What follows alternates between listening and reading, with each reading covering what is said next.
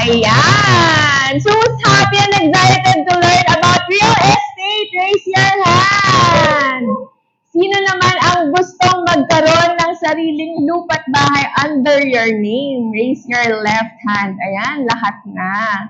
So, good morning, everyone. I am Coach Ruthie Juanson. Ayan, and yes, I am also a certified public accountant by profession. So, I will be discussing real estate investment not as an expert, but as a real estate investor. So, first hand, ako mismo yung nag-i-invest. Gusto nyo bang matutunan yon? Yes! Kasi, diba, usually when we hear experts telling about real estate, ano yung madalas nyong naririnig? Anyone? Loan. Yun, may loan ako narinig. Ano pa? Mortgage. Ano pa? Or, palagi lang sinasabi, magandang bumili ng bahay. Magandang bumili dito, dyan. Pero, ang tanong, totoo bang maganda? Right? So, sige po, let's go to the first slide. So, this will be the contents of my topic. Of course, we have why invest in real estate, types of real estate investment, strategies, financial consideration, and risk and challenges. Exciting ba yun? Yes. Baka kasi inaantok na kayo eh. Ayan, next. Sige, let's start with this.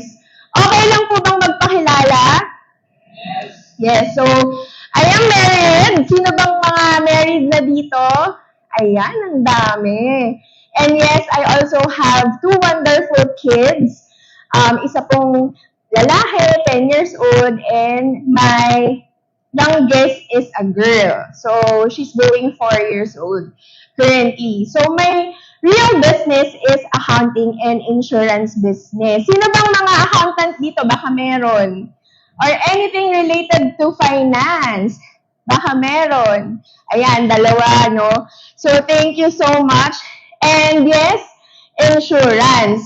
So, dito po talaga nag-grow ko yung business ko or myself as a certified public accountant, investment solicitor, and also as a financial planner. So, currently, I've been serving 550 clients, individuals, and corporations. So, next. But of course, di ba, lahat tayo may biggest, wildest dream. Kayo ba meron din? Yes. Yes, mahina. Siguro, no, kagaya kanina, yung shinare ni Coach Cindy, hindi talaga lahat may pangarap. Hindi lahat may goal. Pero this is my ultimate, wildest, grandest dream. Can you read?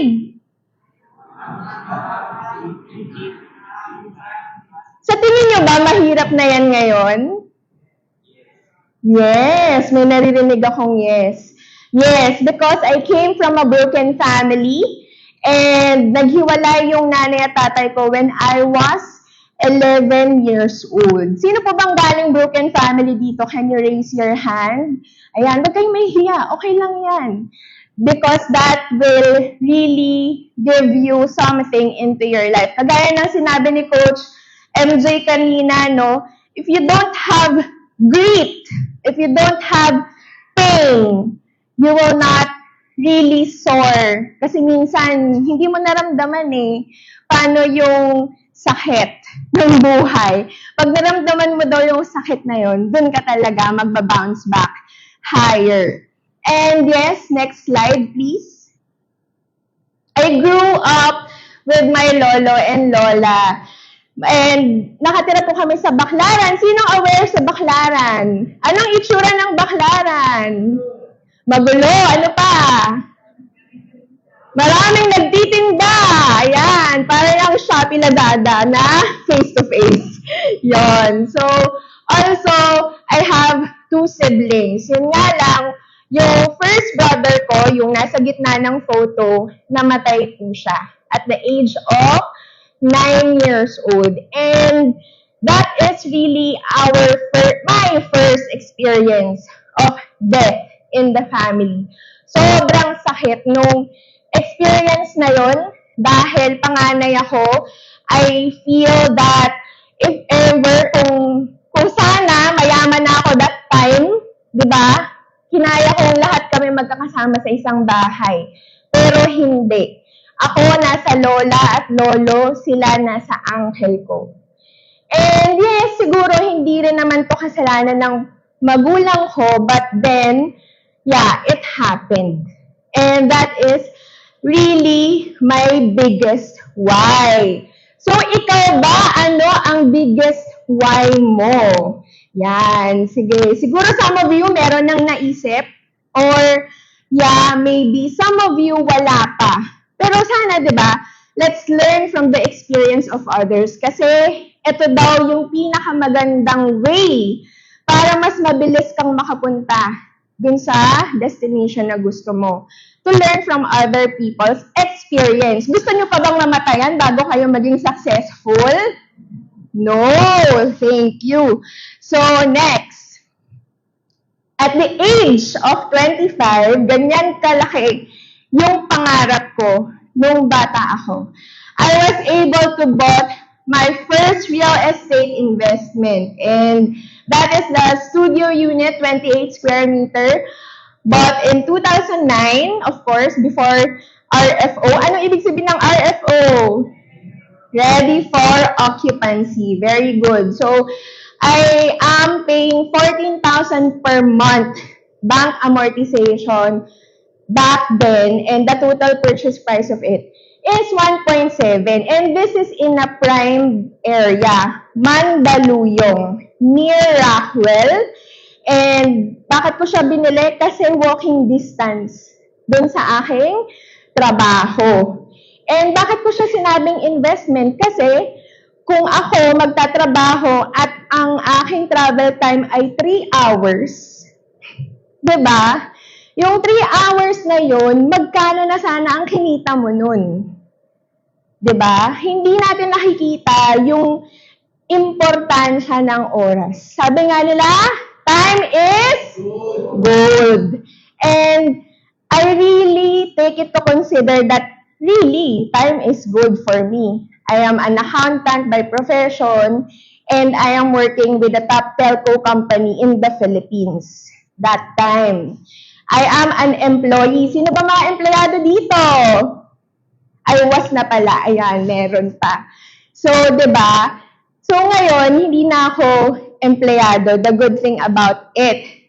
Pero, ito yung parang naging first step ko. Sino ba yung gusto nang mag-invest in real estate? Yon. Or, mga meron ng investment sa real estate. Yan. Very good. Nakapag-start na kayo. Kasi, yun nga, next slide. For me, why invest in real estate? First, it is a tangible asset. Meaning, nakikita mo, nahahawakan. Meron kang pangalan, meron kang property na pag-aari mo, na nakapangalan sa'yo mismo. And yes, income generation, you can have it rented to earn rental income. Of course, you will have your passive income. And yes, madadagdagan yung cash inflow na papunta sa'yo. Also, investment diversification, kasi this is part of the growth investment natin. No? Real estate diversifies investment portfolios that can reduce overall risk. Bakit nga ba may risk sa lahat ng investment? Kagaya ng na-discuss kanina, diba? May mga low risk, medium risk, high risk. So, dapat aware tayo kung ano yung investment na pinapasok natin. Going to the next slide. Okay, proper investing. Na-explain na to kanina, but I want to reiterate it again. First is security. So, that is your protection. And ako, kaya rin ako nag-invest na sa real estate dahil at the age of, sige ito, pahula ko na lang, I Anong age ako nagkaroon ng first insurance? 19, lower. 15, lower. 12, yun. 12 years old, imagine. I was very lucky that my mother bought me a financial plan. And that time, that financial plan earns dividends. Meron na akong insurance that time and my return on premium. So it is known as endowment plan. Imagine, at that age, ang sakit ng puso ko nung pagka-graduate ko, sabi ng nanay ko, oh, ito na ang iyong financial plan. Kala ko tapos na eh. Hindi pa. I need to pay it for another 10 years because it's a 20-year plan. Which is, I am very grateful na tinuruan ako ng nanay ko paano mag-set aside ng money at a younger age. Sabi ko pa nga, nung nag-mature yon, it matured at the age of 32. Kaya po, in a way, at the age of 32, I'm already retired. Retired from employment. I can do the things that I want and I can explore the business that I want because I have money. And yes, number 2 is growth. Building your, next po, ayan. Building your assets like cash as long-term needs, real estate, and others. So, dito papasok yung real estate investment sa growth. And yes, high risk like business ventures, stocks, forex, and cryptos. Kasi, bakit sila naging high risk? Kasi maraming implications. For example, sa stocks, sa forex, sa crypto, di ba? Ang dami niyang pwedeng maging source of conflict kung bakit siya tumataas, kung bakit siya bumababa. So, kasama na yung political, kasama na yung economic. So, marami. Kaya siya tinawag na high risk. So, next slide. Ayan. So, ano-ano nga ba yung mga nasa security, growth, and high risk? So, for your security, na-discuss naman na to kanina, I just want to reiterate, emergency fund, advocate life insurance, critical illness, HMO, and PhilHealth. And yes, alam nyo ba, itong security portion na to, I am very proud of myself. Even the critical illness, 2 years na lang, tapos ko na lahat. Imagine, kumbaga, kaya ngayon, yung stage ko, I am already ready to go to the high risk. Kasi nasimulan ko na yung growth eh. So, gusto ko nang pumunta sa high risk. So, next. Ayan, wait lang. Yung growth dito, I want to reiterate, retirement fund, education fund, business and investment, and real estate. So, itong first 2, yan yung madalas hindi pinapahalagahan. Pero ito yung napaka-importante sa buhay natin. Sino ba yung gustong mag-retire na nagtatrabaho pa rin? At the age of 60, nagtatrabaho ka pa rin. Gusto mo, o kaya at the age of 60, dun ka pa lang magta-travel. Maglalakad ng napakalayo.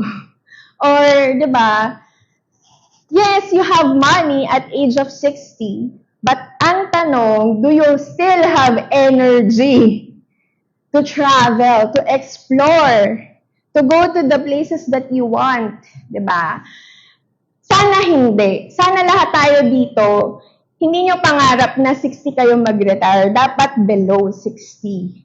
Kasi, dun mo ma-experience yung enjoyment of life. Naniniwala ba kayo na God created us to enjoy life to the fullest? Yes. So, I really hope na panghawakan ninyo yung paniniwalang yan. Next. Next slide. Ayan. So, when I got married, syempre, I started small from a studio unit. Actually, when I got married with Mark Wanson, my husband, doon pa rin kami nagstay sa studio unit na yon. And when we got pregnant, that's the time na parang, uy, mukhang kailangan na natin bumili ng next property. Pero syempre, hindi pa masyadong nag-kick in. Nag-kick in lang nung talagang nanganak na ako. So, yan, we bought 2BR condo because I want a better space for my child. Kayo rin ba, you want a better space for your child? Yung pwede siyang maglaro, yung kahit na naglalaro siya, secured siya, hindi siya makikidnap. 'Di ba? Kasi uso na yan ngayon. Hindi naman porket wala kang pera, hindi na pwedeng makidnap yung anak mo. Or, 'di ba, may something na mangyari, masagasaan. Naglalaro sa kalsada, masagasaan. So, ayaw natin ng ganun. So, even nga nung dalaga ko, ang sabi ko pa nun, gusto ko house and lot agad. Pero, parang reality of life really kicks in na ang mahal pala ng house and lot, ano? So, I don't have a choice but to really start small and gradually, I increased my property. So, yan nga, bumili kami ng 2BR. So, kahit tatlo pa lang kami, 2BR na agad yung condo. So, ito yung time na binunyagan yung firstborn ko, si Vincent. Next slide.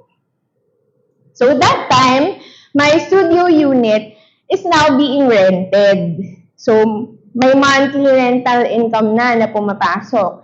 And at the same time, that was the time na naging sikat ang Airbnb. So, pina-Airbnb ko rin siya. Na-experience ko rin halos lahat. And siguro for me, ang ano lang talaga, kailangan pag mag-Airbnb ka, meron ka rin talagang katulong na maglilinis. Kasi in a way, para siyang hotel eh. The good thing about our 2BR, it's just 17th floor. And my studio unit is in 7th floor. So kahit na meron akong tenant, kahit na everyday, iba-iba yung gumamit ng Airbnb ko, okay lang kasi yung helper namin, siya rin yung naglilinis, nagpapalit, naglo-laundry.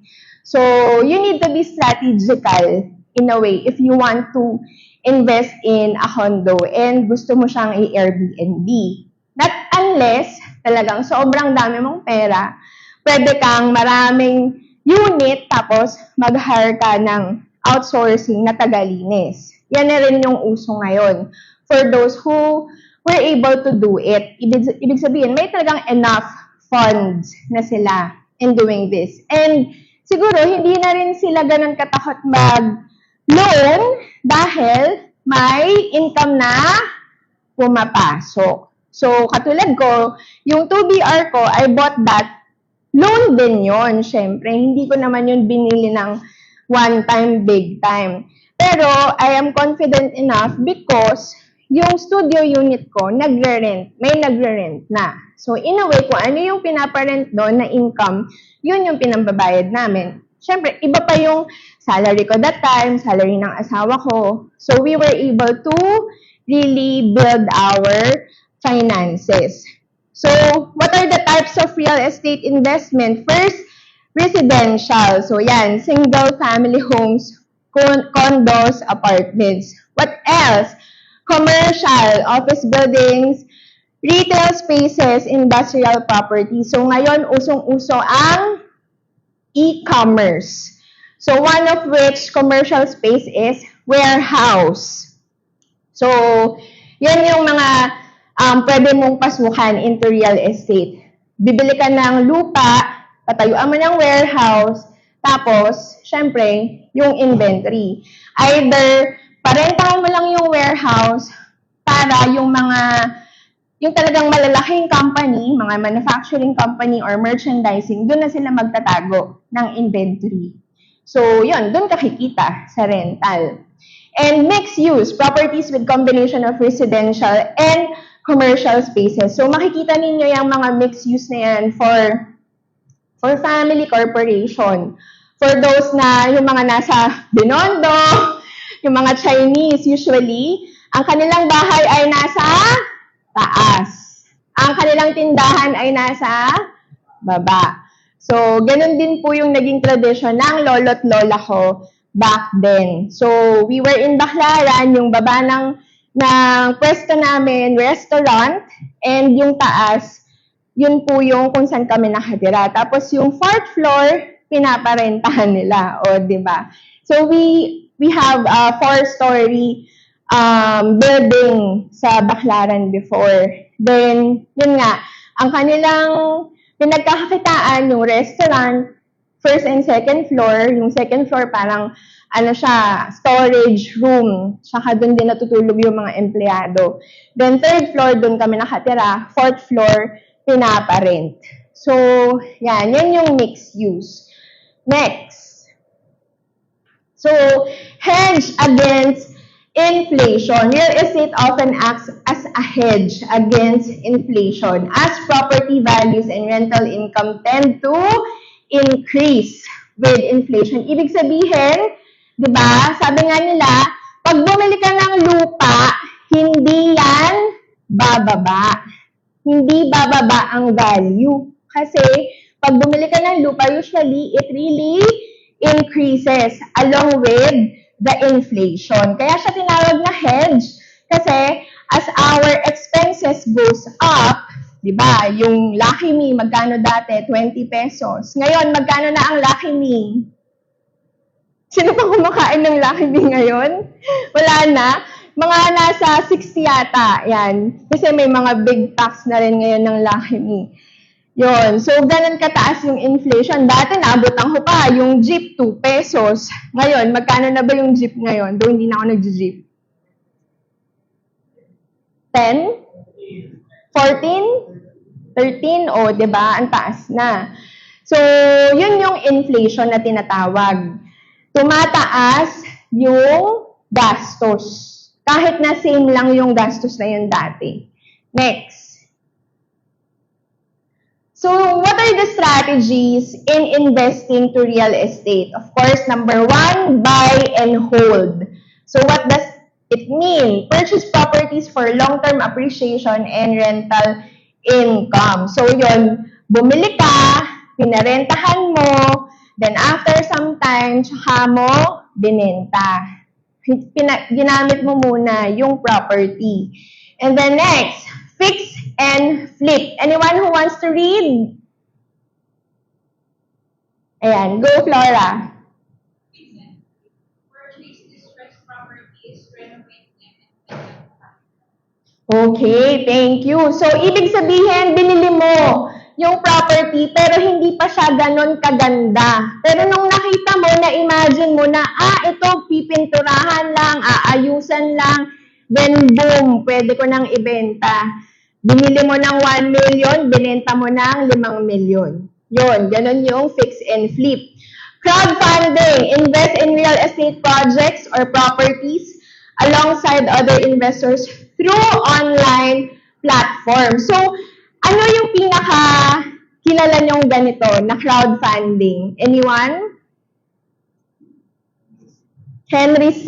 Ano pa? Grant Cardone. Okay? So, yes, kasi diba sa crowdfunding, yan yung madalas nagpaparent ng bultuhan. O kaya, anyone familiar dun sa mga travel, sa mga hotel, na mag-chip in ka, tapos meron kang space pag nagbakasyon ka. So, yan yon crowdfunding yon. Kasi, binibigyan ka nila ng timeshare na kapag nagbakasyon ka, gagamitin mo yung pwesto na yon, yung hotel na yon sa, for example, sa Boracay, sa Bohol, yan yung mga usual. And for free na yon kasi meron kang share dun sa property na yon. So, ang tawag doon, crowdfunding. And REIT investing, buy shares of REITs or real estate investment trust. It is a publicly traded companies that own, operate, and finance income-generating real estate. So, in layman's term, ito ay property na naka-publicly listed. Ibig sabihin, pwede kang maglagay ng money mo, tapos kumikita ka ng certain interest. Tapos yung pera mo, syempre, ginagamit nila dun sa real property na yon. Okay, para din siyang stocks. Pero dito, instead of using your money into business, it is being used to real property. Negosyo din, pero specifically real property. Next. So, financial considerations, this is very important kasi hindi po pwede na bili lang tayo ng bili ng real property. Why? Because, number one, you need to know your financing options, lalo na kung hindi ka naman talaga ganon ka-liquid. Anong ibig sabihin ng liquid? Ganon kadaming pera. Yan. So, mortgage loans, private financing, partnerships. So, usually, ang pinakamura po talaga is through a mortgage in a bank. So, you need to really compare. Wag pong, pag lumapit lang si BDO, yun na agad. Wag ganon. Mag-check kayo. Lahat ng bangko, i-check nyo. Ganon yung ginawa namin when I was starting, no? I really review all the banks around. Nag-shopping talaga ako.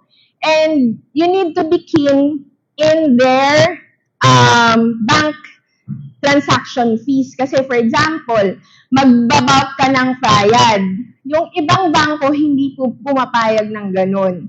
Meron siyang, in a way, additional penalty na tinatawag. So, hahanap ka ng bangko na okay magbayad ng bulk. Bakit? Kasi 'di ba, gusto mo matapos mo rin agad yung loan mo. Kasi habang humahaba yung loan mo, humahaba din yung time na nagbabayad ka ng interest expense. So dapat ang mindset natin, interest income. Hindi po interest expense. Okay?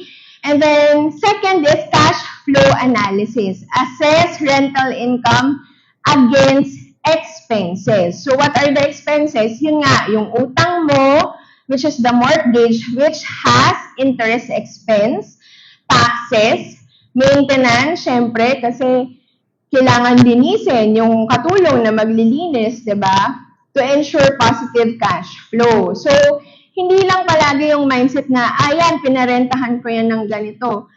15,000. Tapos, feeling mo, 15,000 na talaga yung income mo. No. Kasi syempre, pag bumili ka, may maintenance ka, meron kang real estate tax every year. So, that is also known as your amilyar every year. Every January, you need to pay your amilyar, your real estate tax. So, this is different from estate tax. So, yung estate tax po, tax pag tinawag na tayo ni Lord. Babayaran ng dependents natin. Yung real estate tax, amilyar po yun. Binabayaran siya sa munisipyo. Anyone aware of real estate tax? Amilyar. Nagbabayad. Ayan. So, very few. So, at least, marami tayong bagong knowledge when it comes to this, no?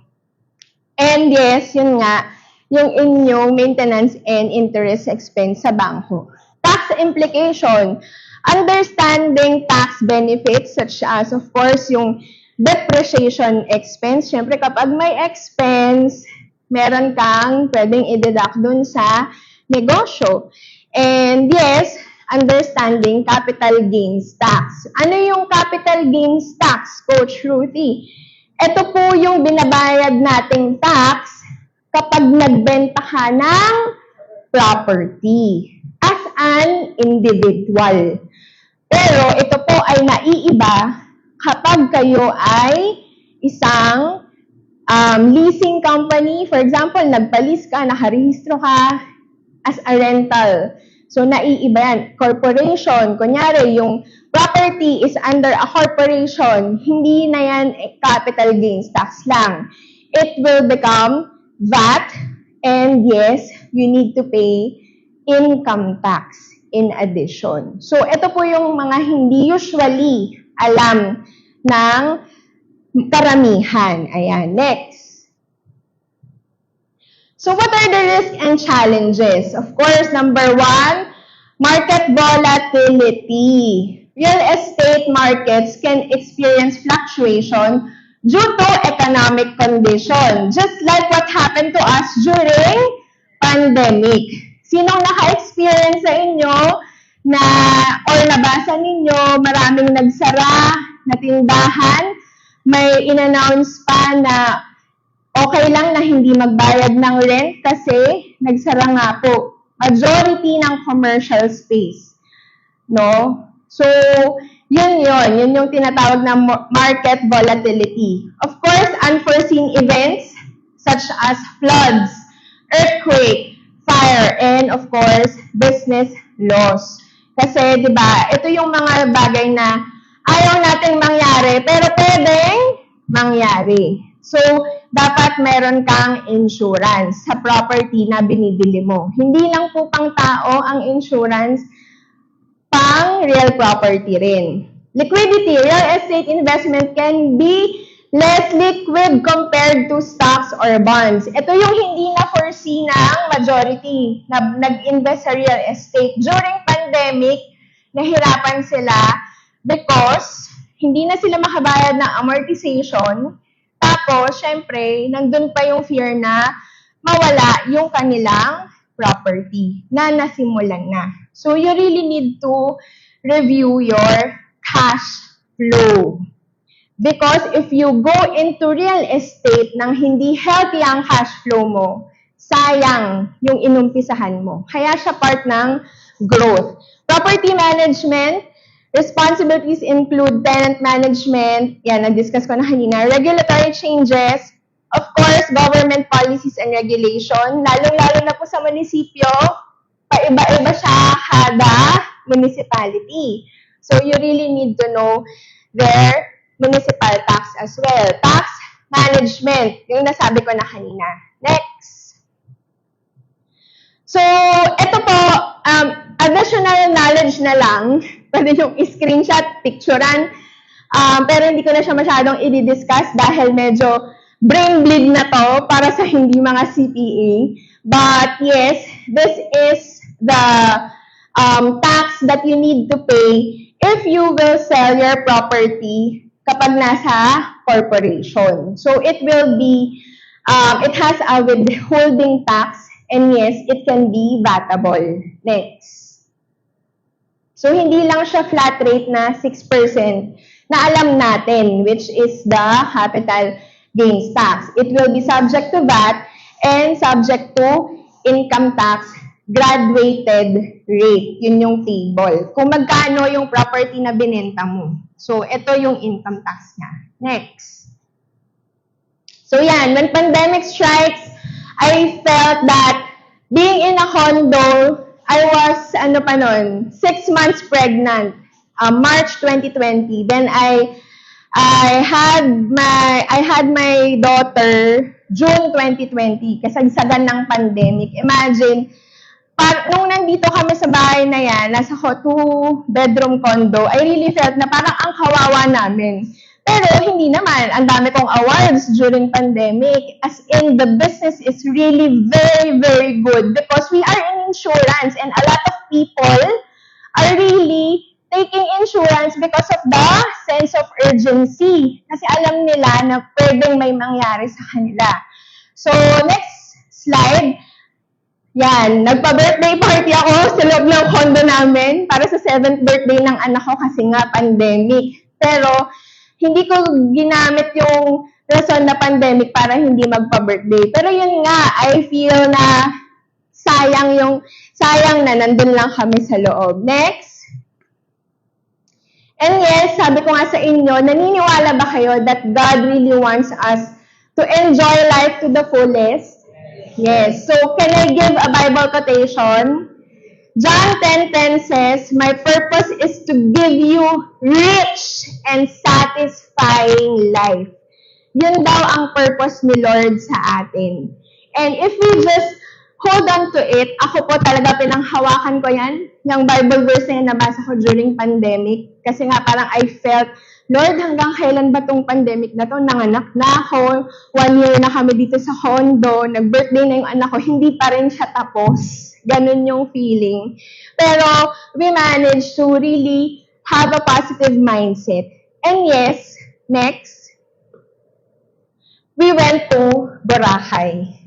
Because what's the essence of earning money if you are not using your money? Right? So, ito po yung gusto kong i-share. Bakit? Kasi, yes, I am also investing in real estate, but I really managed to have proper cash flow. Because cash is king. If anything happens, like what happened to us in pandemic, kaya mong pumunta sa lugar na safe para sa pamilya mo. So, nagpagaling lang po ako, kasi nga, nag-deliver ako ng baby. Then, by March 2021, we left Manila. Talagang sinuutan ko sila ng PPE, kami ng dalawa ng asawa ko, lumipad kami. Nung during na nag-open din yung airlines. So, we braved ourselves, and yes, we live in Boracay for 1 year. Then, 2022 na po kami bumalik. Yan. So, bakit ko ito sinishare? Kasi this is also investment. Investment in real property. Why? Because we rented there. 20,000 in a month. Pero di ba yung iba iisipin, ba't ka magre-rent? Ganyan. Gastos yan. Hindi yung gastos. Kasi number 1, safe kami. Yes? Number 2, maganda yung Boracay? Yes. Gusto mong tumira sa Boracay? And yung 20,000 ba, mura yun o mahal that time in Boracay? Mura. So, is that investment? Of course, yes. If it's not a need, pwede kong sabihin na hindi talaga siya investment. But it's a need. We are in a pandemic. And saan mas safe? Sa Manila, sa Boracay? Boracay, walang COVID. Nagsiswimming po kami para kaming nasa langit.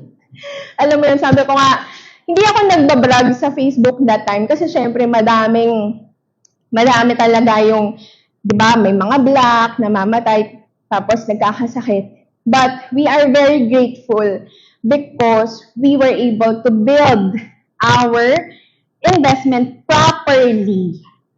Yun. Next. So, yes, after pandemic, kala ko kasi hindi ko na kailangan ng malaking bahay. Kasi nga, lagalag po kami bilang pamilya. Kung saan-saan po kami nagpupunta.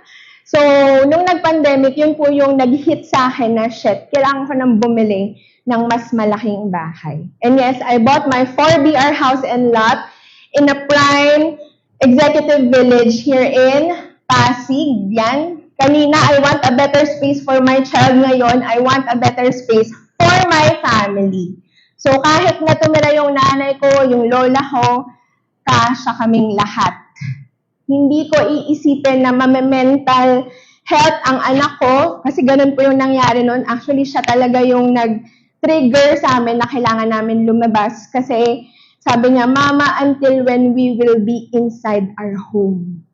Pag tinanong ka ng anak mo ng ganun, anong sasagot mo? Wala. Umiyak lang din ako kasi hindi ko rin alam kung anong sagot.